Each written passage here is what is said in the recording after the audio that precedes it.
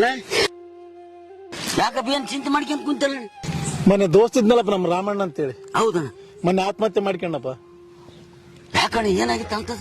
ಏನಾಗಿಲ್ಲಪ್ಪ, ಎಂಡ್ರ ಮಕ್ಕಳಿಗೆ ಆರಾಮಿದ್ದಿಲ್ಲ, ತೋರ್ಸ್ಬೇಕಂತೇಳಿ ಅಲ್ಲಿ ಟಿಲಿಟ್ ಸಾಲ ಮಾಡ್ಯಾನ. ಈ ಜನ ಸುಮ್ನಿರ್ತಾರ?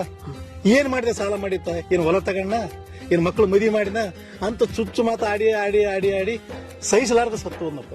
ಅಣ್ಣ ಯಾರಿಗೂ ಸಾಲ ಮಾಡ್ಕೋಬೇಕು, ಸಾಲಗಾರರು ಕೂಡ 4 ಮಾತು ಅನ್ಸ್ಕೋಬೇಕು, ಅವ್ರು ಬಂದಾಗ ತಲೆ ತಗಿಸ್ಕೊಂಡು ನಿಂದಿರ್ಬೇಕು ಅನ್ನೋ ಆಸೆ ಯಾರಿಗೂ ಇರೋದಿಲ್ಲಣ್ಣ.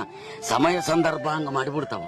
ಈಗ ಅವನು ಸಾಲ ಸಂಬಂಧ ಮಾಡಿ ಹೆಂಡ್ರ ಮಕ್ಕಳನ್ನ ತೋರಿಸಲಿಲ್ಲ ಅಂದ್ರೆ ಇವನು ತೋರಿಸಲಾರ್ದ ಹೆಂಡ್ರ ಮಕ್ಕಳು ಕೊಲ್ಲಿಟ್ಟಪ್ಪ ಅಂತಾರ. ಈಗ ಸಾಲ ಮಾಡಿದ್ರೆ ಈ ತರ ಅಂತಾರ. ಅಣ್ಣ ಅವನು ಆತ್ಮಹತ್ಯೆ ಮಾಡ್ಕೋಬೇಕಾದ್ರ ಮನುಷ್ಯಗೆ ಎಷ್ಟು ತ್ರಾಸಾಗಿರ್ಬೋದಣ್ಣ. ಒಂದು ಜೀವ ಹೋಗ್ಬೇಕಾದ್ರೆ ಸಾವಿರಾರು ಚೂಳು ಕಡ್ದಷ್ಟು ನೋವು ಆಗ್ತದಂತ ಹೇಳ್ತಾರ. ಏನ ಜನರು ಏನಾದ್ರು ಅನ್ನೋರಿ ಗಡಿಗೆ ಬಾಯಿ ಮುಚ್ಚಬೋದಣ್ಣ, ಜನರ ಬಾಯಿ ಮುಚ್ಚಲಾಸಲ್ಲ.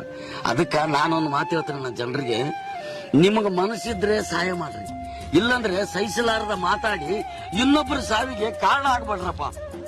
ಒಳಿತು ಮಾಡು ಮನಸ, ನೀ ಇರುವುದು 3 ದಿವಸ, ಉಸಿರು ನಿಂತ ಮ್ಯಾಗೆ ನಿನ್ನ ಹೆಸರು ಹೇಳುತ್ತಾರ.